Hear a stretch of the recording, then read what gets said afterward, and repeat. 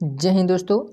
आज की वीडियो में हम लोग के खान सर का जो दरोगा बैच चल रहा है इसमें मेडाइवल हिस्ट्री का पीडीएफ जो उनका बैच में मिलता है उसको कवर करने वाले हैं, जिसमें पहला वीडियो अपलोड हो चुका है और हम लोग का यह दूसरा वीडियो होने वाला है और यह भक्ति आंदोलन से शुरुआत होगा। भक्ति आंदोलन का कालक्रम कितना से कितना तक था, तो 600 एडी से लेकर 800 एडी तक। एडी का मतलब होता है ईस्वी, यानी कि एनो डोमिनी। एडी का फुल फॉर्म क्या होता है? एनो डोमिनी। पूर्व मध्यकाल में भक्ति आंदोलन दक्षिण भारत में वर्ण व्यवस्था तथा छुआछूत के कारण अत्यधिक फैल गई। यहाँ से भक्ति आंदोलन का प्रारंभ हुआ। भक्ति आंदोलन की शुरुआत सर्वप्रथम नयनार संतों ने किया था। भक्ति आंदोलन की शुरुआत सर्वप्रथम किसने किया था? तो नयनार संतों ने किया। इस आंदोलन की शुरुआत करने का श्रेय अलवार संतों को भी जाता है। नयनार शैव धर्म के अनुयायी थे। जो नयनार थे वो किस धर्म के अनुयायी थे? तो शैव धर्म के अनुयायी थे। वहीं अलवार वैष्णव धर्म के अनुयायी थे। भक्ति आंदोलन का एक सुदृढ़ स्वरूप देने का श्रेय शंकराचार्य को जाता है। भक्ति आंदोलन को एक सुदृढ़ स्वरूप देने का श्रेय किन्हें जाता है? तो शंकराचार्य को। अब हम लोग शंकराचार्य के बारे में देखते हैं लोग। शंकराचार्य को भक्ति आंदोलन का प्रथम संत माना जाता है। शंकराचार्य को क्या माना जाता है? तो भक्ति आंदोलन का प्रथम संत माना जाता है। उनका जन्म केरल के कलाड़ी में 788 ईस्वी में हुआ था। इनके दर्शन का आधार क्या था? तो वेदांत अथवा उपनिषद था। शंकराचार्य ने अद्वैतवाद का मत दिया। ये लाइन बहुत इंपॉर्टेंट है, कितनी बार एग्जाम में पूछ दिया है कि शंकराचार्य का जो मत था वह कैसा था? तो अद्वैतवाद था, अद्वैतवादी मत था। और कहा कि यह संसार झूठा है, ब्रह्म सत्य है। इन्होंने स्मृति संप्रदाय की स्थापना किया। शंकराचार्य ने कौन सी संप्रदाय की स्थापना किए थे? तो स्मृति संप्रदाय की। शंकराचार्य ने दक्षिण भारत में भक्ति आंदोलन को बौद्ध तथा जैन धर्म के प्रभाव को कम करने के लिए किया। शंकराचार्य ने दक्षिण भारत में भक्ति आंदोलन क्यों किया था? तो बौद्ध तथा जैन धर्म के प्रभाव को कम करने के लिए। 820 ईस्वी में हिमालय की तलहट्टी में स्थित केदारनाथ में मात्र 32 वर्ष की आयु में इनकी मृत्यु हो गई।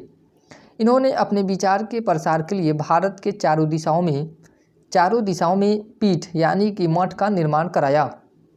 उत्तर में देखते हैं लोग कौन सा मठ है? तो ज्योतिष पीठ का निर्माण कराया, जो बद्रीनाथ उत्तराखंड में अवस्थित है।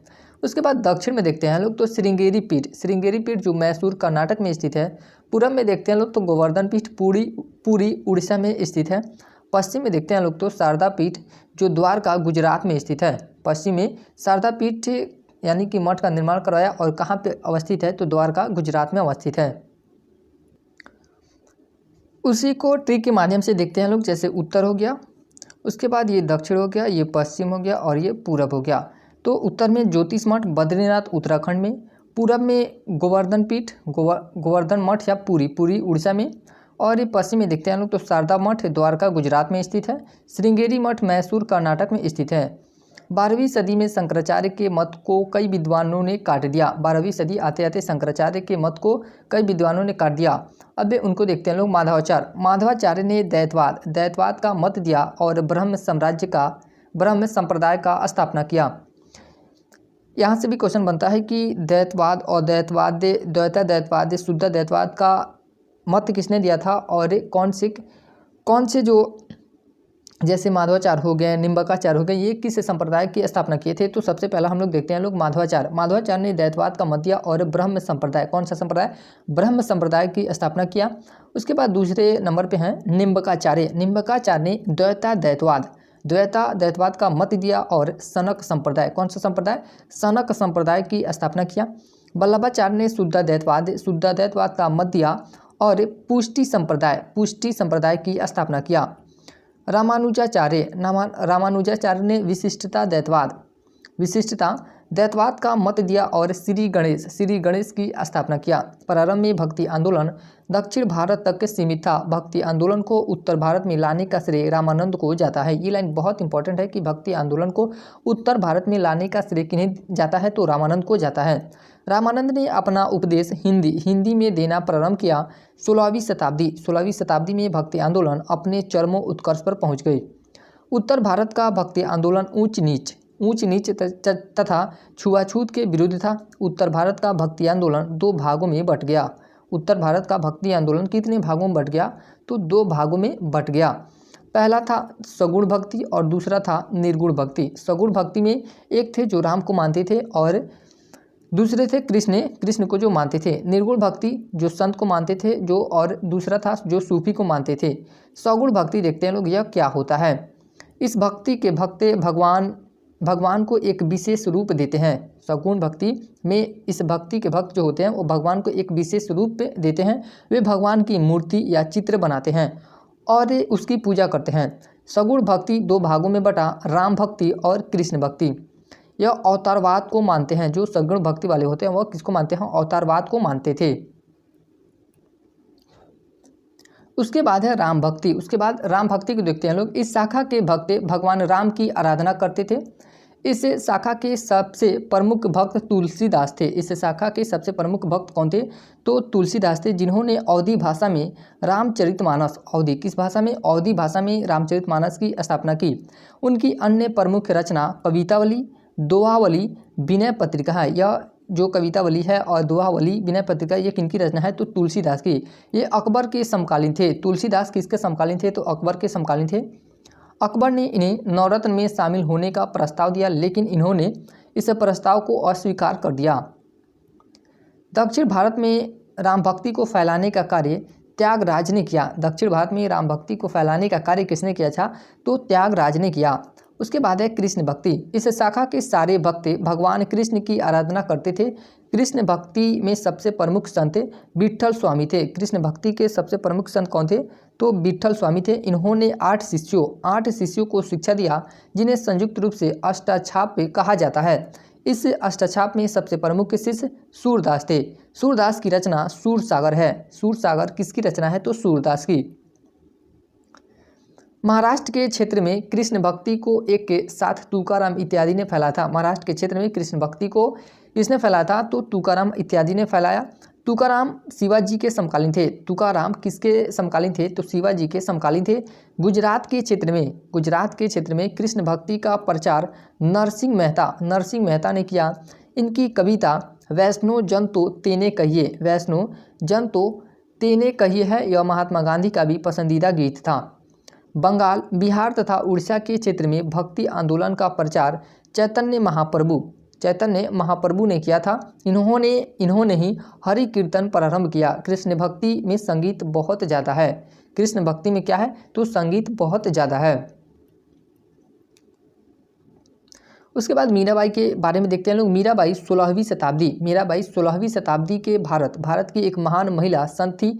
वे मेड़ता की राजा रतन सिंह राठौड़ की इकलौती पुत्री थी।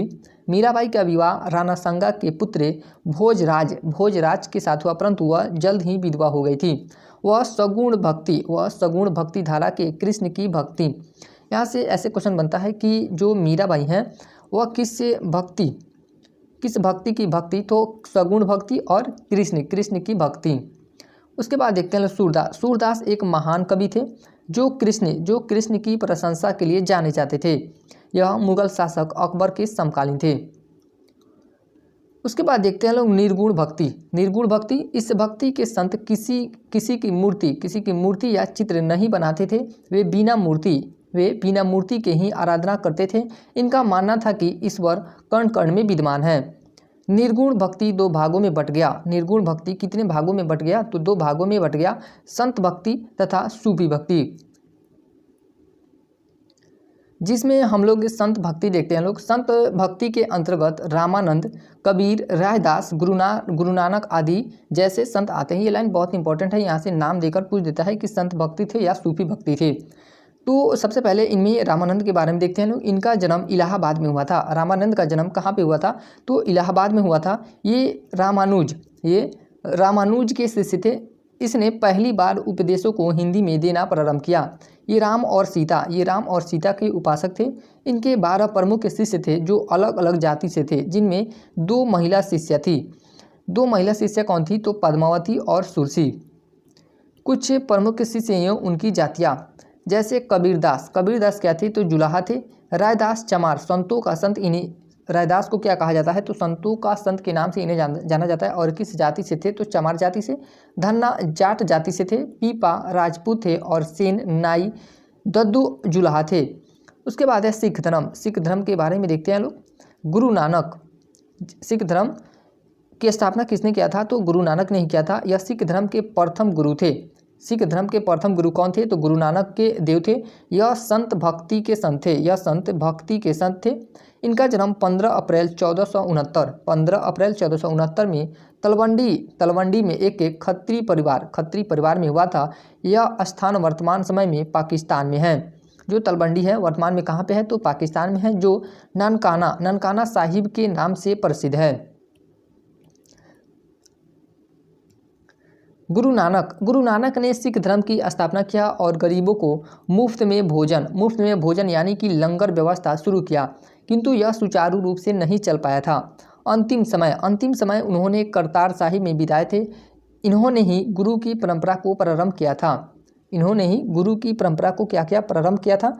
इनके कविताओं एवं गीतों का संकलन एक पुस्तक के रूप में किया गया है, जो आदि ग्रंथ के नाम से प्रकाशित हुआ है। किस ग्रंथ से? आदि ग्रंथ के नाम से प्रकाशित हुआ है। इनकी मृत्यु 1539 ईस्वी में करतारपुर पाकिस्तान में हो गई। यह बाबर के साथ साथ सल्तनत काल के अंतिम शासक इब्राहिम लोदी और ये महान संत चैतन्य महाप्रभु एवं कबीरदास के समकालीन थे। ये किसके समकालीन थे? तो बाबर और इब्राहिम लोदी और चैतन्य महाप्रभु और कबीरदास के समकालीन थे। अंगद देव ये दूसरे गुरु थे। सिख धर्म के दूसरे गुरु कौन थे? तो अंगद देव थे। इनके बचपन का नाम लाहना सिंह था। इनके बचपन का नाम क्या था? लाहना सिंह था। इन्होंने गुरु नानक देव की जीवनी को लिखा था। गुरु नानक देव की जीवनी को किसने लिखा था? तो अंगद देव ने लिखा था। इन्होंने ही लंगर व्यवस्था को सुचारू रूप से चलाया। इन्होंने गुरुमुखी लिपि की खोज की। उसके बाद है अमरदास ये तीसरे गुरु थे। सिख धर्म के तीसरे गुरु कौन थे? तो अमरदास थे। इन्होंने पर्दा प्रथा, सती प्रथा, कुप्रथा, जो ये पर्दा प्रथा, सती प्रथा या क्या थे? कुप्रथा थे इत्यादि का विरोध किया। इन्होंने हिंदू विवाह पद्धति अमरदास ने हिंदू विवाह पद्धति से अलग हटकर सिखों के लिए एक नई विवाह पद्धति को लागू किया, जिसे लवन पद्धति कहा गया है। कौन सी पद्धति क्या कहा गया है? तो लवन पद्धति कहा गया है। उसके बाद है रामदास। ये सिख धर्म के चौथे गुरु थे। कौन से गुरु थे? चौथे गुरु थे। इनके समय से गुरु का पद वंशानुगत हो गया। इनके समय से ही गुरु का पद क्या हो गया? वंशानुगत हो गया। इनका अकबर से अच्छा संबंध था। अकबर ने इन्हें अमृतसर शहर के लिए 500 बीघा जमीन दान में दिया। इन्होंने अमृतसर नामक के एक तालाब बनाया था। अमृतसर एयरपोर्ट का नाम गुरु रामदास से इंटरनेशनल एयरपोर्ट है। यह अकबर के समकालीन थे। गुरु रामदास किसके समकालीन थे? तो अकबर के समकालीन थे। उसके बाद है अर्जुन देव ये पांचवें गुरु थे। ये सिख धर्म के पांचवें गुरु थे। इन्होंने ही स्वर्ण मंदिर की स्थापना की। स्वर्ण मंदिर की स्थापना किसने किया था? तो गुरु अर्जुन देव ने। इन्होंने गुरु ग्रंथ साहिब की रचना की थी। इन्हें आदि ग्रंथ भी कहते हैं। गुरु अर्जुन देव ने मसनद प्रथा को प्रारंभ किया था, जिसके अंतर्गत सिख लोग अपनी आय का 10% कितना प्रतिशत? 10% गुरु के पास जमा करते थे। इन्होंने जहांगीर के विद्रोही पुत्र खुसरो को समर्थन दिया था, जिस कारण जहांगीर ने इन्हें फांसी दे दिया। राजा रंजीत सिंह ने हर मंदिर पर सोने की परत चढ़वाया, जिसके बाद हर मंदिर स्वर्ण मंदिर कहलाने लगा। गुरु हरगोबिंद ये सिख धर्म के छठवें गुरु थे। छठवें गुरु कौन थे? तो गुरु हरगोबिंद थे। इन्होंने अकाल तख्त की स्थापना किया। अकाल तख्त की स्थापना किसने किया था? तो गुरु हरगोबिंद ने। तथा नगाड़ा बजाने की परंपरा शुरू किया। इन्होंने स्वयं को सच्चा बादशाह घोषित किया और अमृतसर की घेराबंदी कराकर स्वयं को शासक के रूप में घोषित कर दिया। उसके बाद आते हैं गुरु हर राय। ये सातवें गुरु थे। इनका मुगल बादशाह दारा सिकों से अच्छा संबंध था। किससे? दारा सिकों से अच्छा संबंध था। उसके बाद आते हैं गुरु हरकिशन। ये 8वें गुरु थे। सिख धर्म के 8वें गुरु कौन थे? तो गुरु हरकिशन। इनका कार्यकाल बहुत छोटा था। इनकी मृत्यु चेचक के कारण हो गई थी। इनकी मृत्यु किस कारण हुई थी? गुरु हरकिशन की तो चेचक के कारण हुई थी। उसके बाद है गुरु तेग बहादुर। ये 9वें गुरु थे। सिख धर्म के 9वें गुरु कौन थे? गुरु तेग बहादुर थे। इन्होंने औरंगजेब के विद्रोही पुत्र अकबर द्वितीय को शरण दिया, जिस कारण औरंगजेब ने इन्हें इस्लाम धर्म कबूल करने को कहा, किंतु इन्होंने इस्लाम धर्म कबूल नहीं किया, जिस कारण औरंगजेब ने दिल्ली के चांदनी चौक, कहाँ पे? दिल्ली के चांदनी चौक पर हत्या कर दिया, जहां आज शीशगंज गुरुद्वारा है। जहां पे इनकी हत्या हुई थी चांदनी चौक पे, वहां पे वर्तमान में क्या है? तो शीशगंज गुरुद्वारा है। उसके बाद है गुरु गोविंद सिंह। ये 10वें तथा अंतिम गुरु थे। ये सिख धर्म के 10वें गुरु एवं अंतिम गुरु थे। इनका जन्म 26 दिसंबर 1666 को पटना साहिब में हुआ था, किंतु इनकी प्रारंभिक शिक्षा दीक्षा अमृतसर में हुई थी। इनकी प्रारंभिक शिक्षा दीक्षा कहाँ पे हुई थी? तो अमृतसर में हुई थी। इनके पिता का नाम गुरु तेग बहादुर तथा माता का नाम गुजरी देवी था। इनके पिता का नाम क्या था? तो गुरु तेग बहादुर था, और माता का नाम क्या था? तो गुजरी देवी था। इनके बाद गुरु का पद समाप्त हो गया, यानी कि इनके बाद कोई भी गुरु नहीं बना, गुरु का पद समाप्त कर दिया गया। इन्होंने सिखों को एक सैनिक टुकड़ी में ढाल दिया, और 13 अप्रैल 1699 में बैसाखी के दिन आनंदपुर साहिब में खालसा पंथ की स्थापना किया। खालसा पंथ की स्थापना किसने किया था? तो गुरु गोविंद सिंह ने। इन्होंने 5 ककार की स्थापना किया, जो इस प्रकार है। केस है, कंघा, कृपाण, कच्छा, कड़ा रखना अनिवार्य कर दिया, यानी कि 5 ककार के अंतर्गत कौन आते हैं? सिखों को बड़े बाल यानी कि केस रखना है, उसके साथ एक कंघा रखना है, कंघा के साथ एक कृपाण रखना है, और एक कच्छा पहनना है, और कच्छा के साथ एक कड़ा पहनना है, यानी कि ये 5 वस्तुएं रखना अनिवार्य कर दिया। इन्होंने कहा कि सिख अपनी बाल कभी नहीं दिखाएगा। इन्होंने मुगलों का मुंहतोड़ जवाब दिया। इनका कहना था, चिड़िया नू मैं बाज लड़ावा, गीदड़ नू मैं शेर बनावा, 1.25 लाख नू एक लड़ावा, तब एक गोविंद सिंह नाम कहावा। 1705 ईस्वी में औरंगजेब के कहने पर बुल खान नामक व्यक्ति ने महाराष्ट्र के नांदेड़ में गोविंद सिंह की हत्या कर दी। गोविंद सिंह की मृत्यु के बाद सबसे बड़ा सिख योद्धा बंदा बहादुर था। गुरु गोविंद सिंह की मृत्यु के बाद सबसे बड़ा सिख योद्धा कौन हुआ? तो बंदा बहादुर था, जिसने हजारों की संख्या में मुगल सैनिकों को मौत के घाट उतार दिया। औरंगजेब के इशारे पर बंदा बहादुर की भी हत्या कर दी गई। इसके बाद सिख धर्म छोटे छोटे टुकड़ों में बट गया, जिसे मिसल कहते हैं। सबसे प्रमुख मिसल सुकरचकिया मिसल था, जिससे राजा रणजीत सिंह आते थे। इन्होंने ही स्वर्ण मंदिर के दीवारों पर सोने की चादर चढ़वाई थी। उसके बाद है सूफी भक्ति। सूफी शब्द की उत्पत्ति अरबी भाषा के सफ़ा शब्द से हुई है। सूफी शब्द की उत्पत्ति कहाँ से हुई है? अरबी भाषा के सफ़ा शब्द से हुई है, जिसका अर्थ पवित्रता होता है। पहले सूफी संत के रूप में मैसूर हल्लाज का नाम आता है। इन्होंने अनहलत की उपाधि धारण की, जिसका अर्थ होता है ईश्वर से मिलने वाला। सूफी विचारधारा में गुरु यानी कि पीर और शिष्य यानी कि मुरीद के बीच संबंध का महत्व बहुत अधिक है। प्रत्येक पीर अपना उत्तराधिकारी नियुक्त करता है, जिसे वली कहते थे। जिसमें सबसे पहला है चिश्ती संप्रदाय के बारे में देखते हैं लोग। भारत में सबसे प्रमुख संप्रदाय चिश्ती संप्रदाय थी।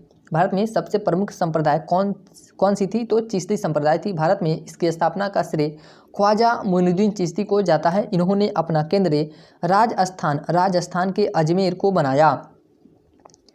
चिश्ती संप्रदाय के संत उदारवादी यानी कि विनम्र होते थे, ये कट्टर नहीं होते थे। मोइनुद्दीन चिश्ती के गुरु उस्मान हाशनी थे। इनके गुरु कौन थे? तो उस्मान हाशनी थे। मोइनुद्दीन चिश्ती के सबसे प्रमुख शिष्य ख्वाजा बख्तियार काकी थे। मोइनुद्दीन चिश्ती के सबसे प्रिय शिष्य कौन थे? तो ख्वाजा बख्तियार काकी थे। बख्तियार काकी के शिष्य बाबा फरीद तथा कुतुबुद्दीन ऐबक थे। बाबा फरीद के उपदेशों को गुरु ग्रंथ साहिब में भी रखा गया है। बाबा फरीद के सबसे प्रिय शिष्य निज़ामुद्दीन औलिया थे। बाबा फरीद के सबसे प्रमुख यानी कि सबसे प्रिय शिष्य कौन थे? तो निज़ामुद्दीन औलिया थे। ये 7 सुल्तानों का काल देखे थे। निज़ामुद्दीन औलिया 7 सुल्तानों का काल देखे थे। बाबा फरीद दिल्ली सल्तनत के सुल्तान बलबन के दामाद थे। बाबा फरीद कौन थे? तो बाबा फरीद दिल्ली सल्तनत के सुल्तान जो बलबन था उसके दामाद थे। फिर भी उन्होंने राजकीय संरक्षण को स्वीकार नहीं किया। निज़ामुद्दीन औलिया के सबसे प्रिय शिष्य अमीर खुसरो थे। निज़ामुद्दीन औलिया तथा अमीर खुसरो दोनों का मकबरा दिल्ली में है। दिल्ली में एक ही जगह पे है। कहाँ पे? एक ही जगह पे है। अकबर के समकालीन सूफी शेख सलीम चिश्ती थे। जो शेख सलीम चिश्ती थे ये किसके समकालीन थे? तो अकबर के समकालीन थे। इन्हीं से प्रभावित होकर अकबर ने अपने बेटे का नाम सलीम रखा था, जो आगे जाकर जहांगीर के नाम से जाना गया। अकबर का जो बचपन का बेटा था सलीम, जो सलीम नाम रखा गया था, सलीम चिश्ती के से प्रभावित होकर अकबर ने रखा था, और जो सलीम था वहीं बड़ा होकर जहांगीर के नाम से जाना गया। दक्षिण भारत में चिश्ती संप्रदाय का प्रचार करने का श्रेय सैयद मोहम्मद गेसुद राज को प्राप्त है। ख्वाजा मोइनुद्दीन चिश्ती, नोट देखते हैं लोग, नोट पॉइंट में क्या कर रहा है कि ख्वाजा मोइनुद्दीन चिश्ती द्वारा चलाए गए संप्रदायों को चिश्ती संप्रदाय कहते हैं। यह भारत का सबसे बड़ा सूफी संप्रदाय है। भारत का सबसे बड़ा सूफी संप्रदाय कौन है? तो चिश्ती संप्रदाय है। उसके बाद है सुहरवर्दी संप्रदाय। इस संप्रदाय के स्थापना का श्रेय बहाउद्दीन जकरिया को जाता है। इन्होंने अपना केंद्र पाकिस्तान के मुल्तान को बनाया था। इस शाखा के सूफी कठोर व्रत का पालन नहीं करते हैं, बल्कि सामान्य जीवन को जीते थे। उसके बाद है फिरदौसी संप्रदाय। इस संप्रदाय की स्थापना का श्रेय यहिया मनेरी को जाता है। किसे जाता है? यहिया मनेरी को जाता है। इन्होंने अपना केंद्र बिहार के मनेर शरीफ यानी कि दानापुर को बनाया। बिहार में सबसे प्रचलित फिरदौसी संप्रदाय थी। बिहार में सबसे प्रचलित कौन सी संप्रदाय थी? तो फिरदौसी संप्रदाय थी। उसके बाद है नक्शबंदी संप्रदाय।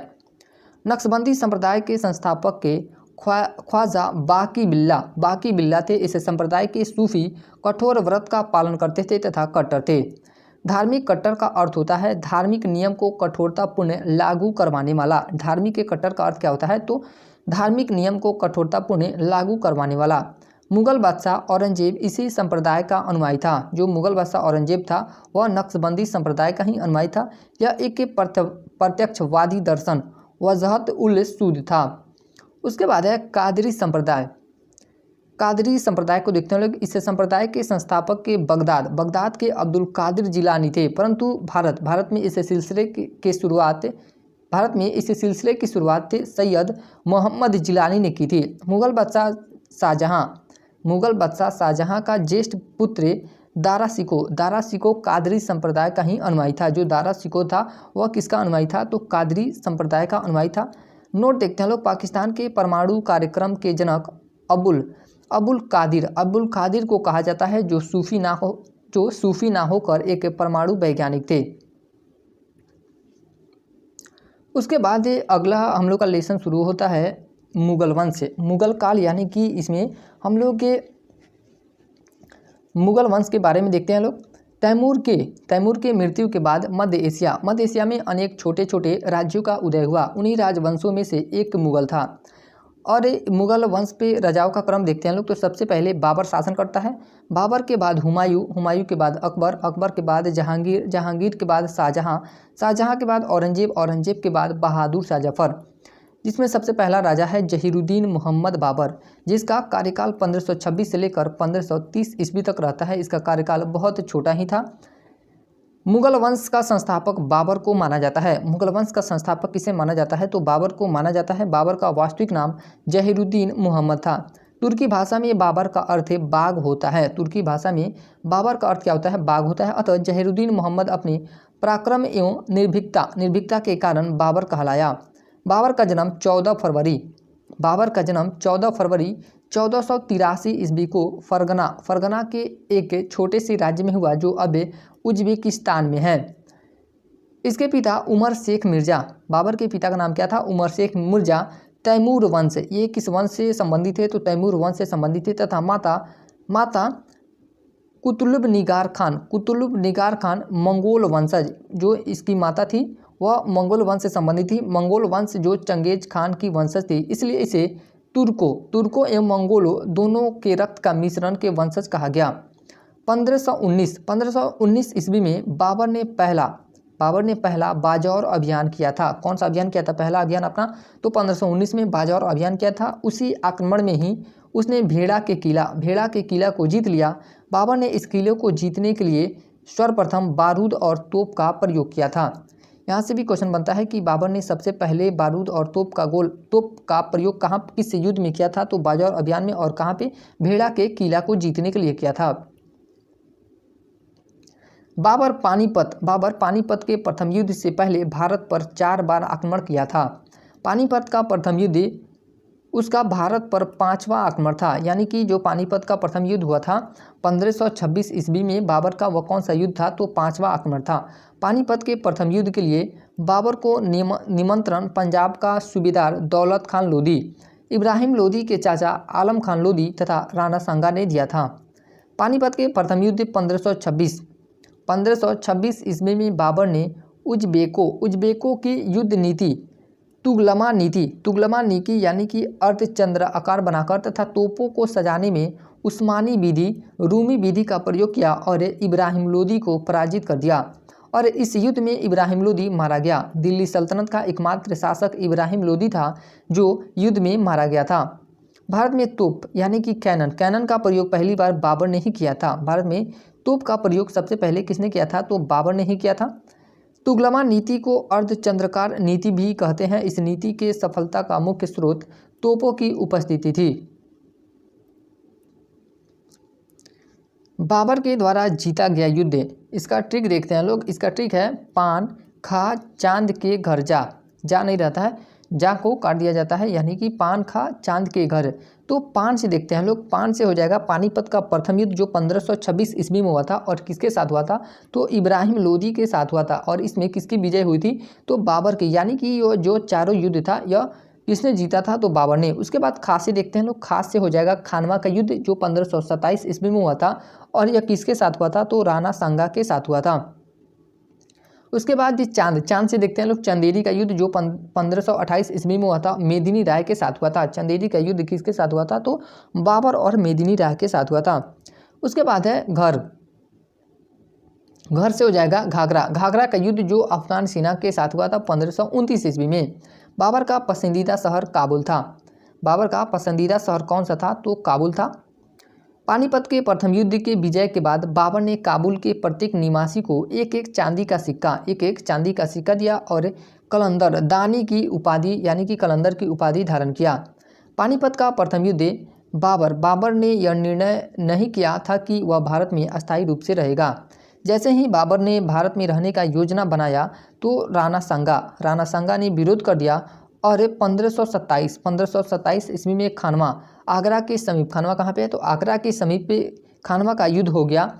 इस युद्ध में राणा सांगा के साथ इब्राहिम लोदी के भाई महमूद लोदी, आलम लोदी और चंदेरी के राजा मेदिनी राय थे। सबकी सेना आगरा आई और उसके बाद संयुक्त सेना खानवा के मैदान में आ गई। बाबर का मुकाबला इन चारों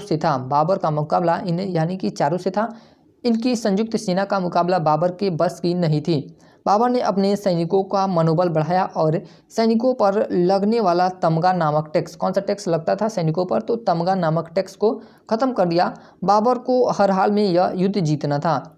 इसी युद्ध में बाबर ने जिहाद शब्द, यहाँ से भी क्वेश्चन बनता है कि सबसे पहले बाबर ने जिहाद शब्द किस युद्ध में प्रयोग किया था, तो खानवा के युद्ध में।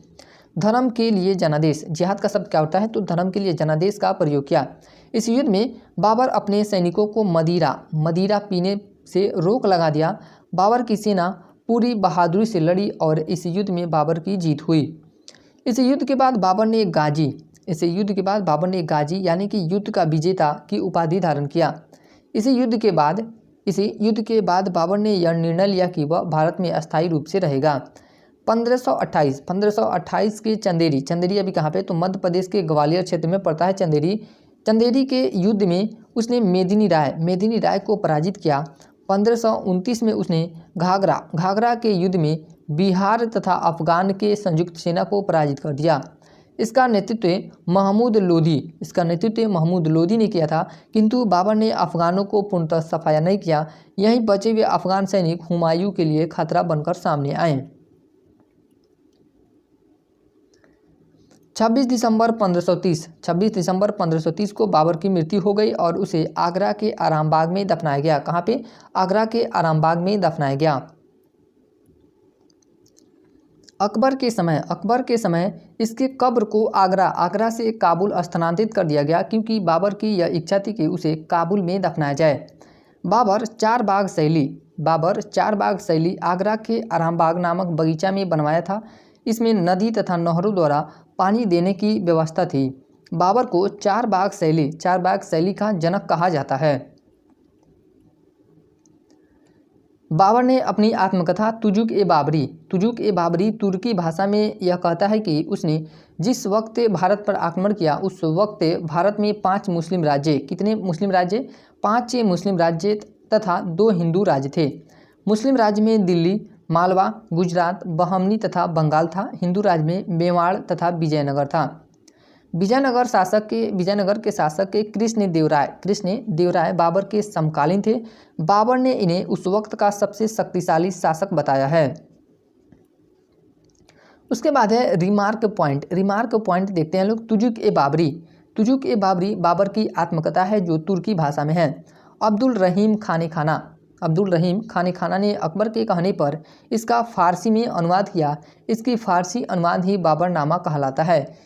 जो यानी कि तुजुक ए बाबरी का जो फारसी में अनुवाद हुआ है वह उसे ही बाबरनामा के नाम से जाना जाता है। बाबर के 4 पुत्र थे। बाबर के कितने पुत्र थे? तो 4 पुत्र थे, जिसमें सबसे बड़ा पुत्र हुमायूं था। बाबर अपने जीवन काल में ही चिश्ती को अपना उत्तराधिकारी बनाया था। चिश्ती यानी कि हुमायूं को अपना उत्तराधिकारी बनाया था। बाबर के चारों बेटों को याद रखने का ट्रिक देखते हैं लोग। तो ट्रिक क्या है? कहाँ ए हुमायूं, क से हो जाएगा कमरान, हा से हो जाएगा हिंदाल, ह से क्या हो जाएगा हिंदाल, ए से हो जाएगा अस्करी और हुमायूं का हुमायूं हो जाएगा। उसके बाद है मुगल वंश का दूसरा शासक नसरुद्दीन मोहम्मद हुमायूं, जिसका शासनकाल 1530 ईस्वी से लेकर 1556 ईस्वी तक रहा था। 1530 ईस्वी से लेकर 1556 ईस्वी तक। हुमायूं का जन्म काबुल में माहम बेगम के गर्भ से हुआ था। हुमायूं का अर्थ होता है भाग्यवान। हुमायूं का अर्थ क्या होता है? भाग्यवान होता है।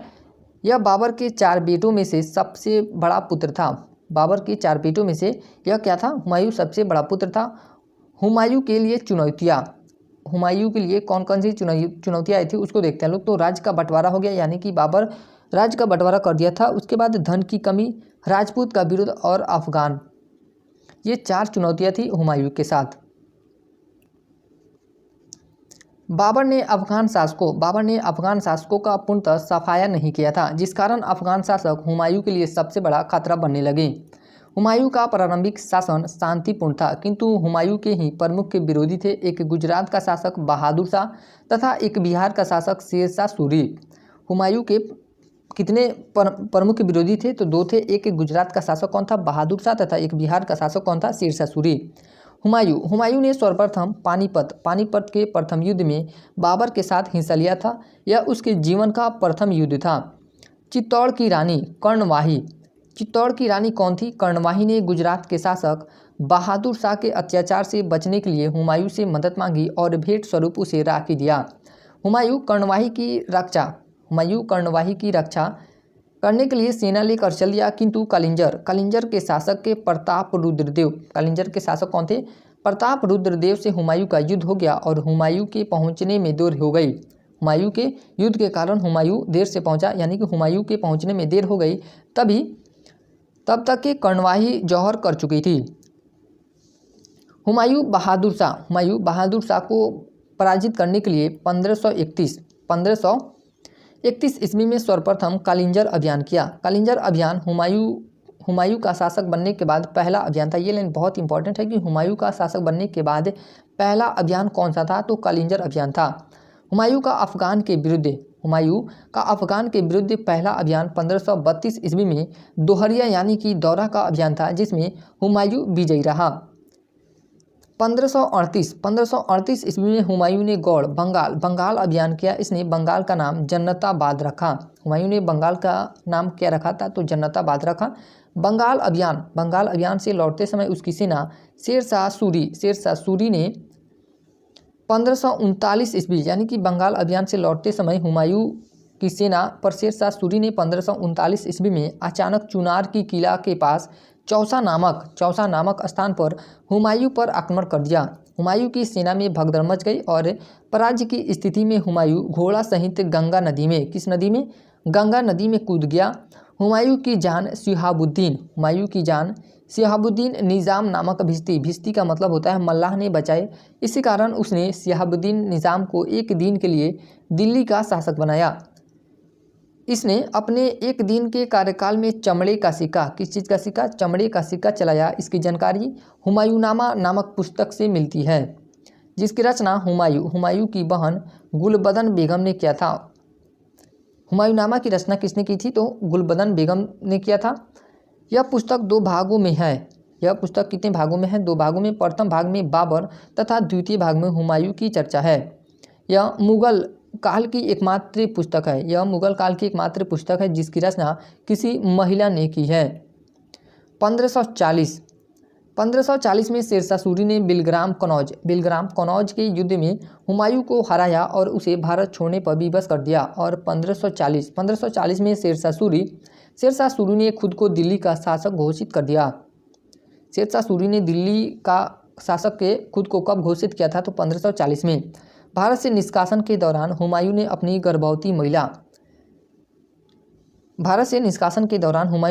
गर्भवती पत्नी हमीदा बानो बेगम को अमरकोट अभी कहाँ पे, पंजाब के राजा बीर साल के दरबार में छोड़कर चला गया।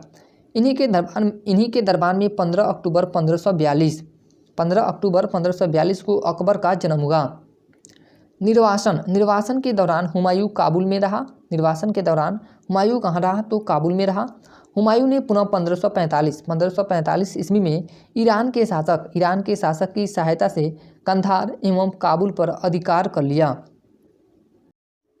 1553 ईस्वी में शेरशाह के उत्तराधिकारी इस्लाम शाह। शेरशाह का उत्तराधिकारी कौन था, तो उसका बेटा इस्लाम शाह की मृत्यु के बाद अफगान साम्राज्य विघटित होने लगा। अतः ऐसी स्थिति में हुमायूं को यानी कि एक बार और अपनी राज्य प्राप्ति का अवसर मिला। 1555 ईस्वी में लुधियाना के समीप मच्छीवाड़ा के युद्ध में हुमायूं ने अफगान सरदार हैवत खान तथा तातार खान को पराजित करके पंजाब जीत लिया।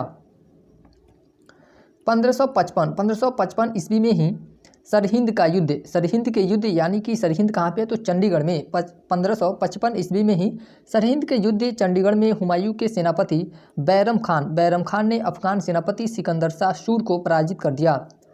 सरहिंद विजय के पश्चात 1555 ईस्वी में एक बार पुनः दिल्ली के तख्त पर हुमायूं को बैठने का सौभाग्य मिला। हुमायूं ने दिल्ली में दीनपनाह नामक की पुस्तकालय बनवाया था। इसी पुस्तकालय की सीढ़ियों से गिरकर हुमायूं की मृत्यु 1556 ईस्वी में हो गई। हुमायूं की मृत्यु कब हो गई, तो 1556 ईस्वी में। कहाँ पे, तो दीनपनाह नामक पुस्तकालय की सीढ़ियों पर से गिर के उसकी मृत्यु हो गई। हुमायूं अफीम के सेवन का अध्याय यानी कि हुमायूं अफीम का सेवन करता था। यह ज्योतिष विद्या में विश्वास रखता था, जिस कारण सप्ताह के प्रत्येक दिन अलग अलग रंग के वस्त्र भी पहनता था। हुमायूं के दरबार में 2 प्रमुख चित्रकार मीर सैयद अली तथा अब्दुल सम्मद रहते थे। ये लाइन बहुत इंपॉर्टेंट है, यहाँ से कई बार क्वेश्चन पूछता है कि मीर सैयद अली और अब्दुल सम्मद जो चित्रकार थे किसके दरबार से संबंधित है, तो हुमायूं के दरबार से संबंधित है। उसके बाद है लेनपुल, यहाँ पे लेनपुल होगा। लेनपुल ने इतिहासकार है, लेनपुल ने लिखा है कि हुमायूं का अर्थ होता है खुशनसीब व्यक्ति, यानी कि लेनपुल के द्वारा हुमायूं का अर्थ क्या होता है कि खुशनसीब व्यक्ति। लेकिन हुमायूं जीवन भर लड़खड़ाते रहा और लड़खड़ाते हुए ही उसकी मृत्यु हो गई। हुमायूं की कब्र ईरानी संस्कृति से प्रभावित है, जिसका वास्तुकार मिर्जा गयास बेग है। इसके कब्र के वास्तुकार कौन है, मिर्जा गयास बेग है। यह उसकी पत्नी हमीदा बानो बेगम की हुमायूं को अमूल्य भेंट थी। यह मकबरा दिल्ली में स्थित है। यह मकबरा कहाँ स्थित है, तो दिल्ली में स्थित है। उसके बाद हम देखते हैं लोग हुमायूं के द्वारा लड़ा गया प्रमुख युद्ध के बारे में। 1531 ईस्वी में कालिंजर का युद्ध हुआ था, किसके साथ, प्रताप रुद्रदेव के साथ। उसके बाद 1532 ईस्वी में दौरा का युद्ध हुआ था, महमूद लोदी, यह अफगान सेनापति था, महमूद लोदी के साथ हुआ था। फिर 1532 ईस्वी में ही चुनार का प्रथम घेरा हुआ था, जिसमें शेर खान, विपक्षी शेर खान के साथ हुआ था। 1535 से 36 ईस्वी में बहादुर शाह से संघर्ष हुआ था। 1535 से 36 ईस्वी में किसके साथ संघर्ष हुआ था? तो बहादुर शाह के साथ युद्ध हुआ था। जून 1539 में चौसा का युद्ध हुआ था और मई 1540 में कनौज या बिलग्राम का युद्ध किसके साथ हुआ था? शेर खान के साथ हुआ था। मई 1555 ईस्वी, मई 1555 में मछीवाड़ा का युद्ध अफगान सरदार नसीब खां के साथ हुआ था। जून 1555 ईस्वी में सरहिंद का युद्ध हुआ था। सुल्तान सिकंदर सूरी ये भी अफगानी शासक थे, इनके साथ हुआ था। उसके बाद अगले शासक के रूप में हम लोग शेरशाह सूरी को देखते हैं लोग, जिनका कार्यकाल यानी कि शासनकाल 1540 ईस्वी से लेकर 1545 ईस्वी तक था। शेरशाह के बाद इस्लाम शाह उत्तराधिकारी, यानी कि शेरशाह के उत्तराधिकारी कौन बना था? तो इस्लाम शाह के बाद फिरोज शाह गद्दी पर बैठा। उसके बाद फिरोज शाह के बाद मोहम्मद शाह अगला शासक बनता है। शेरशाह सूरी का बचपन का नाम फरीद खान था। शेरशाह सूरी के बचपन का नाम क्या था? तो फरीद खान था। इसके पिता हसन अली, इसके पिता का नाम क्या था? हसन अली थे, जो बिहार के जागीरदार थे और बहलोल लोदी के दरबार में कार्यरत थे। हसन अली की मृत्यु के बाद शेरशाह सूरी बिहार के नुमानी शासकों के दरबार में काम करने लगा। यानी कि हसन अली की मृत्यु के बाद जो शेरशाह थे वह बिहार के नुमानी शासकों के दरबार में काम करने लगे। बहार अली नुमानी ने ही फरीद को शेरशाह की उपाधि दिया था। ये लाइन बहुत इंपॉर्टेंट है, यहाँ से कई बार क्वेश्चन बना है कि शेरशाह की उपाधि किसने दिया था? तो बहार अली नुमानी ने दिया था। शेरशाह सूरी द्वितीय अफगान वंश का संस्थापक कहा जाता है। शेरशाह सूरी द्वितीय अफगान वंश का संस्थापक कहा जाता है। शेरशाह सूरी ने जिस वंश की स्थापना किया उसे सूर वंश कहते हैं। किस वंश के नाम से जानते हैं? तो सूर वंश के नाम से जानते हैं। सूर वंश की जानकारी अब्बास खान शेरखानी की रचना तोहफाए अकबर शाही से मिलती है। शेरशाह सूरी को मध्यकाल में एक प्रबल प्रशासक के रूप में देखा जाता है। शेरशाह सूरी को मध्यकाल में किस रूप में देखा जाता है? तो एक प्रबल प्रशासक के रूप में देखा जाता है। 1538 ईस्वी के बंगाल अभियान के बाद हुमायूं जब लौट रहा था तो 1539 में चौसा नामक स्थान पर शेरशाह ने आक्रमण कर दिया और हुमायूं को पराजित किया। 1540 के बिलग्राम का युद्ध हुआ। बिलग्राम या कनौज के युद्ध में हुमायूं को भारत छोड़ने के लिए विवश कर दिया और 1540 में दिल्ली का शासक बन गया। इसने हजरत आला की उपाधि धारण किया। शेरशाह सूरी ने कौन सी उपाधि धारण किया था? तो हजरत आला की उपाधि धारण किया। 1543 ईस्वी में शेरशाह ने रायसीन पर आक्रमण किया। माना जाता है कि शेरशाह ने इस अभियान में धोखे से राजपूत शासक पूरनमल को मार डाला।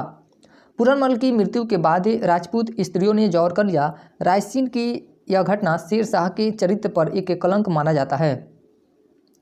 1544 ईस्वी में शेरशाह सूरी ने मेवाड़ अभियान किया। शेरशाह सूरी ने मेवाड़ अभियान कब किया था? तो 1544 ईस्वी में, और यहाँ के शासक मालदेव को पराजित किया। मेवाड़ विजय कठिन होने के कारण शेरशाह सूरी ने कहा कि मैं एक मुट्ठी बाजरे के लिए पूरे भारत को खो चुका था। उसके बाद है 1545 में शेरशाह सूरी ने कालिंजर अभियान कब किया था शेरशाह सूरी ने? तो 1545 ईस्वी में। 1545 में शेरशाह सूरी ने कालिंजर अभियान किया। यह अभियान एक दासी यानी कि डांसर के लिए था।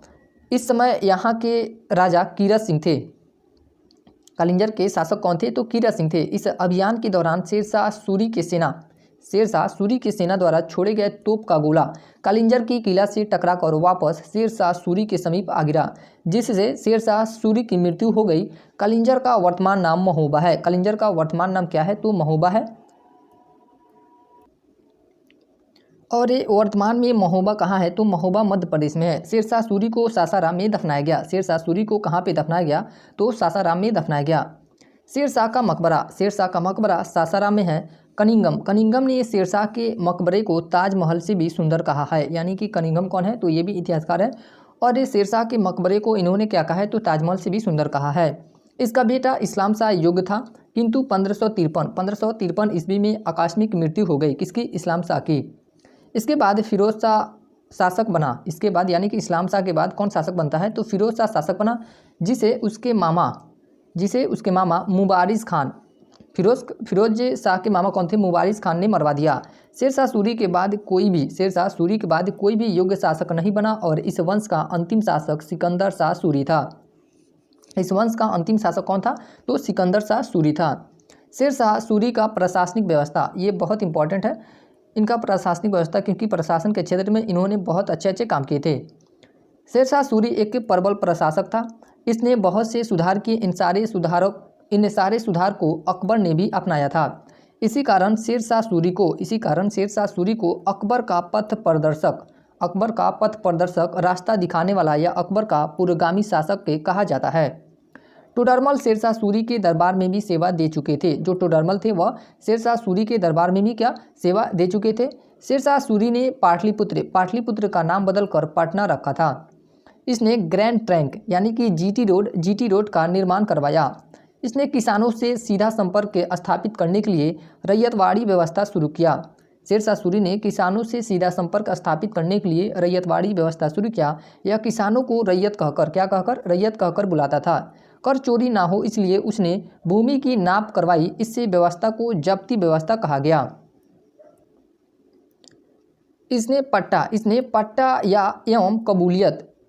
पट्टा एवं कबूलियत नामक नई व्यवस्था शुरू की। पट्टा पर कर यानी कि टैक्स का विवरण रहता था कि कितना कर लिया जाएगा और किस समय लिया जाएगा। कबूलियत देखते हैं लोग, कबूलियत क्या था? कबूलियत वह दस्तावेज था जिस पर किसान इस बात की सहमति देता था कि वह पट्टा में दिए गए कर को देने में सहमत है। भूमि की माप कराने के लिए जरीबान नामक के कर लिया जाता था। ये भी बहुत ही इंपॉर्टेंट है कि भूमि की माप कराने के लिए कौन सा कर लिया जाता था? तो जरीबान नामक कर लिया जाता था। जो किसान भूमि का माप नहीं कराता था उसे मुहाबिलाना नामक के कर लिया जाता था। शेरशाह सूरी के समय जौनपुर शिक्षा का सबसे बड़ा केंद्र था। शेरशाह सूरी के समय शिक्षा का सबसे बड़ा केंद्र कौन सा जगह था? तो जौनपुर। इसे भारत का सिराज या सर का ताज कहा जाता था। शेरशाह सूरी ने सोने का जो सिक्का चलाया उसे असरफी या मोहरा कहा गया है। शेरशाह सूरी ने जो चांदी का सिक्का चलाया उसे रुपया कहा गया। इसके तांबे के सिक्का को दाम कहा जाता था। शेरशाह के शासनकाल में चांदी के रुपये एवं तांबे के दाम का अनुपात 1:64 होता था। यानी कि एक अगर चांदी का सिक्का है तो कितने तांबे का सिक्का होना चाहिए? तो 64 तांबे के सिक्के के बराबर एक चांदी का सिक्का होता था। इसने भूमि की जांच करने के लिए एक कानूनगो नामक के अधिकारी की नियुक्ति किया। इसने दिल्ली में किला-ए कोहना नामक के मस्जिद का निर्माण कराया। इसे ही पुराना किला के नाम से जाना जाता है। जो किला-ए कोहना है उसे किस नाम से जाना जाता है? तो पुराना किला के नाम से जाना जाता है। इतिहासकार कहते हैं कि शेरशाह सूरी के समय यदि कोई औरत आधी रात को सोना लेकर जाती है तो कोई भी व्यक्ति उसके सोना को छूने की हिम्मत नहीं कर सकता है। यह इस बात की ओर इशारा करता है कि शेरशाह सूरी के समय पुलिस व्यवस्था बहुत अच्छी थी। इसके कठोर न्याय तथा दंड व्यवस्था के कारण अपराध बहुत कम होते थे। शेरशाह के समक्ष अमीर गरीब मित्र दुश्मन सभी एक समान होते थे। उसके बाद अगला शासक देखते हैं लोग, जलालुद्दीन मोहम्मद अकबर, जिसका शासनकाल 1556 से लेकर 1605 ईस्वी तक रहा था। अकबर का जन्म 15 अक्टूबर 1542 ईस्वी को अमरकोट के राजा बीरसाल के महल में हुआ था। अकबर का जन्म कब हुआ था? तो 15 अक्टूबर 1542 ईस्वी को कहाँ पे? अमरकोट के राजा बीरसाल के महल में हुआ था। अकबर की माँ हमीदा बानो बेगम थी। अकबर की माँ का नाम क्या था? हमीदा बानो बेगम। इसकी धाय माँ माहम अनगा थी। 1555 में हुमायूं जब भारत पर पुनः आक्रमण किया और मच्छीवाड़ा का युद्ध लड़ा। इस युद्ध में हुमायूं के साथ अकबर भी भाग लिया था। यह युद्ध अकबर के जीवन का पहला युद्ध था। अकबर के जीवन का पहला युद्ध कौन था? तो मच्छीवाड़ा का युद्ध। 14 फरवरी 1556 को पंजाब के कालानौर यानी कि वर्तमान में गुरदासपुर में मिर्जा अबुल कासिम ने अकबर का राज अभिषेक कराया। राजाभिषेक के समय अकबर अल्पायु था, अतः बैरम खान को अकबर का संरक्षक नियुक्त कर दिया गया। 1556 ईस्वी के पानीपत के द्वितीय युद्ध, पानीपत का दूसरा युद्ध कब हुआ था? तो 1556 ईस्वी में। द्वितीय युद्ध में अकबर के सेना का नेतृत्व बैरम खान ने किया और इस युद्ध में बैरम खान ने हेमू को पराजित कर दिया। यह युद्ध अकबर का शासक बनने के बाद पहला युद्ध था, यानी कि अकबर जब शासक बना था तो शासक बनने के बाद पानीपत का द्वितीय युद्ध अकबर के लिए पहला युद्ध था। अकबर ने बैरम खान के संरक्षण में शासन आरंभ किया, जिस कारण बैरम खान अत्यधिक प्रसिद्ध हो गया। बैरम खान की ईमानदारी को देखकर अकबर ने उसे खाने खाना की उपाधि से सम्मानित किया। बैरम खान शिया था। मुस्लिम धर्म में दो समुदाय होता है, शिया मुस्लिम और सुन्नी मुस्लिम। तो बैरम खान शिया मुस्लिम था, जबकि दिल्ली की अधिकांश जनता सुन्नी थी। यह विवाद आगे चलकर युद्ध का रूप लिया और तिलवाड़ा का युद्ध 1560, तिलवाड़ा का युद्ध कब हुआ था? तो 1560 ईस्वी में। 1560 में अकबर ने बैरम खान को हरा दिया और बैरम खान के आगे दो प्रस्ताव रखा। पहला प्रस्ताव क्या था कि बैरम खान या तो दूर के किसी सूबा या राज्य के सूबेदार बन जाए या तो हज यात्रा, दूसरा प्रस्ताव क्या था कि हज यात्रा पर चले जाएं।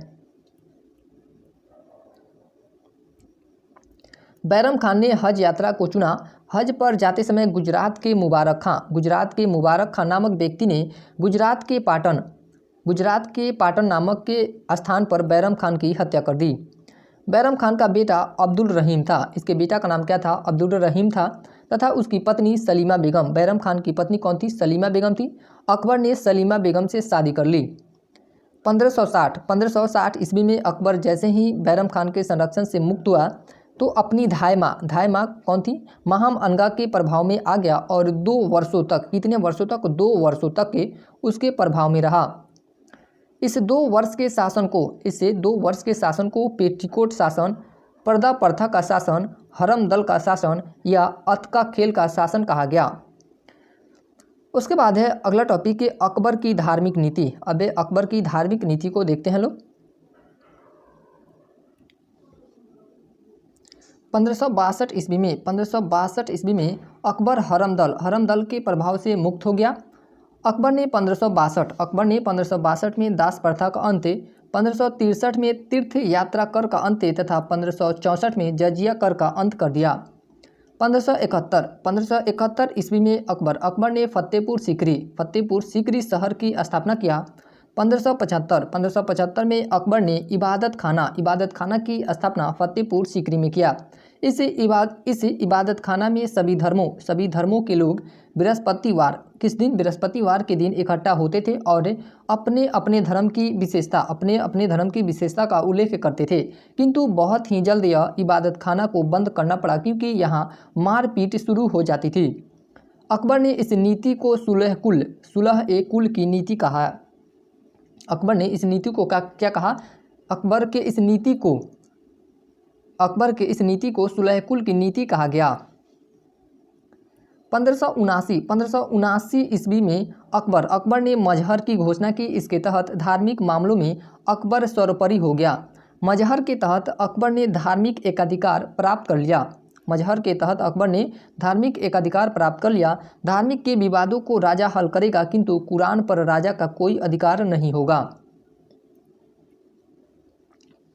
तुलसीदास अकबर के समकालीन थे। तुलसीदास अकबर के क्या थे? समकालीन थे। अकबर के कहने के बाद भी वे नवरत्न में शामिल नहीं हुए। उसके बाद है अगला टॉपिक है अकबर का मनसबदारी व्यवस्था। यह अकबर की सैन्य तथा प्रशासनिक व्यवस्था थी। यहाँ से क्वेश्चन बनता है कि अकबर के द्वारा चलाया गया मनसबदारी व्यवस्था किससे संबंधित है? तो वह सैन्य तथा प्रशासनिक व्यवस्था से संबंधित थी। युद्ध के समय सभी मनसबदार अपनी सेना लेकर आते थे। सर्वाधिक हिंदू मनसबदार औरंगजेब के पास थे। सर्वाधिक हिंदू मनसबदार किसके पास थे? तो औरंगजेब के पास थे। अकबर की राजपूत नीति दमन और समझौते की नीति थी।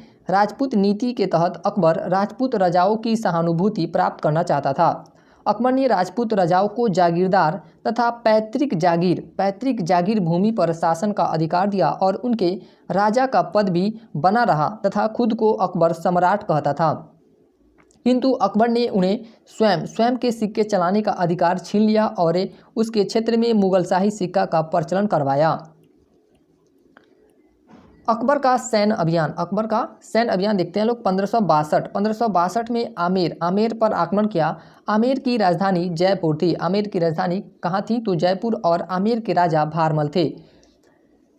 और ये जो भारमल थे कौन से राजपूत थे? तो कछवाहा राजपूत थे। कछवाहा राजपूत थे। राजा भारमल एकमात्र राजपूत राजा थे जिन्होंने अकबर की अधीनता स्वेच्छा से स्वीकार किया और अपनी बेटी जोधाबाई यानी कि हरखूबाई का विवाह अकबर से करा दिया। वे अपने बेटे भगवान दास तथा पोता मानसिंह, पोता कौन थे उनके? मानसिंह को अकबर की सेवा में भेजा। अकबर ने जोधाबाई को मरियम उज जमानी की उपाधि दिया। गोंडवाना, अभी वर्तमान में गोंडवाना कहाँ है? तो मध्य प्रदेश में। मध्य प्रदेश की गोंडवाना की रानी दुर्गावती संग्राम सिंह की विधवा। जो दुर्गावती कौन थी? संग्राम सिंह राजा थे, उनकी विधवा थी। दुर्गावती ने कभी भी अकबर की अधीनता स्वीकार नहीं किया। यह एकमात्र महिला थी जिसने अकबर का सर्वाधिक के विरोध किया। 1564 में आसफ खान ने रानी दुर्गावती को पराजित कर दिया। अंततः गोंडवाना मध्य प्रदेश पर अकबर का अधिकार हो गया। 1567 में अकबर ने मेवाड़ अभियान किया। अकबर ने कौन सा अभियान किया 1567 में? तो मेवाड़ अभियान किया। इस समय मेवाड़ की राजधानी चित्तौड़गढ़ थी और वहाँ के राजा उदय सिंह थे। चित्तौड़गढ़ के राजा कौन थे? उदय सिंह थे। मेवाड़ अभियान पूरा होने से पहले ही अकबर लौट गया। पुनः अकबर ने 1576 में मेवाड़ अभियान किया और हल्दी घाटी के युद्ध में उदय सिंह के पुत्र महाराणा प्रताप किनके पुत्र थे? तो उदय सिंह के पुत्र थे, को पराजित कर दिया। इस युद्ध में अकबर के सेनापति मानसिंह थे, जबकि महाराणा प्रताप का सेनापति हकीम खान सूर था। महाराणा प्रताप का सेनापति कौन था? हकीम खान सूर थे। प्रारंभ में यह युद्ध महाराणा प्रताप जीत रहे थे, किंतु यह अफवाह फैला गया कि अकबर भी युद्ध में शामिल हो गया, जिससे मुगल सेना का मनोबल बढ़ गया। इसके बाद महाराणा प्रताप जंगल में भाग गए और इस प्रकार मेवाड़ अभियान अधूरा रह गया। धीरे धीरे महाराणा प्रताप ने पुनः अपने अधिकांश क्षेत्र पर अधिकार कर लिया। 1572 में अकबर ने गुजरात अभियान किया। गुजरात अभियान अकबर ने कब किया था? तो 1572 ईस्वी में। इसी समय अकबर ने पहली बार समुद्र यानी कि खंबात की खाड़ी को देखा था। यहीं पर अकबर पुर्तगालियों से भी मिला था। अकबर ने जब गुजरात को हराकर वापस लौटा तो गुजरात के शासकों ने अकबर की अधीनता मानने से अस्वीकार कर दिया। इसी कारण अकबर ने पुनः 1573 में गुजरात अभियान किया। यह अकबर का सबसे द्रुतगामी यानी कि सबसे तेज 9 दिन का अभियान था। इसी गुजरात विजय के उपलक्ष्य में अकबर ने फतेहपुर सीकरी में बुलंद दरवाजा का निर्माण करवाया था। कश्मीर के यूसुफजाई कबीले के विद्रोह में ही बीरबल की मृत्यु हो गई। उसके बाद हम लोग देखते हैं अकबर के द्वारा दक्षिण भारत अभियान। अकबर ने दक्षिण भारत विजय के लिए अब्दुल रहीम और उसके पुत्र मुराद के नेतृत्व में सेना भेजा। अकबर दक्षिण भारत अभियान करने वाला पहला मुगल शासक था। अकबर ने पूरी तरह दक्षिण भारत को नहीं जीता। दक्षिण भारत के चार प्रमुख राज्य थे। पहला कौन सा था? तो खानदेश, उसके बाद अहमदनगर के बाद बीजापुर और गोलकुंडा। खानदेश को दक्षिण भारत का प्रवेश द्वार कहते थे। खानदेश ने स्वतः अकबर की अधीनता स्वीकार कर लिया। अकबर ने अहमदनगर की शासिका चांद कौन थी? चांद बीबी से युद्ध करके उससे बरार तथा अहमदनगर का क्षेत्र जीत लिया। बीजापुर के शासक ने भी अकबर की अधीनता स्वीकार कर लिया। 1601 ईस्वी में खानदेश ने विद्रोह कर दिया, जिसे असीरगढ़ के युद्ध में अकबर ने विद्रोह समाप्त कर दिया। यह युद्ध अकबर ने रिश्वत देकर जीता था। जो असीरगढ़ का युद्ध था अकबर ने इसे रिश्वत देकर जीता था। असीरगढ़ का युद्ध अकबर के जीवन का अंतिम युद्ध था। पिछले साल ये दरोगा में क्वेश्चन पूछा हुआ था कि अकबर के जीवन का अंतिम युद्ध कौन सा था? तो असीरगढ़ का युद्ध था। इस प्रकार असीरगढ़, बीजापुर, अहमदनगर, खानदेश तथा बरार पर मुगलों का अधिकार हो गया। 1602 ईस्वी में जहांगीर ने अपने पिता के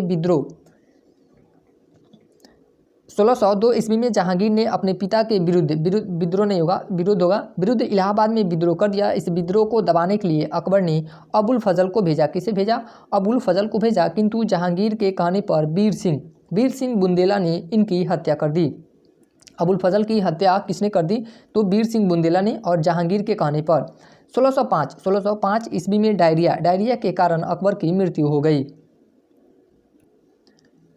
अब कुछ रिमार्क पॉइंट देखते हैं लोग। अकबर के गुरु अब्दुल लतीफ़ थे, जो एक योग्य व्यक्ति थे। अब्दुल लतीफ़ योग्य व्यक्ति थे, किंतु अकबर निरक्षर ही रह गया। फिरोज शाह तुगलक, FST, फिरोज शाह तुगलक को सल्तनत काल का अकबर कहा जाता है। सल्तनत काल का अकबर किसे कहा जाता है? तो फिरोज शाह तुगलक को कहा जाता है।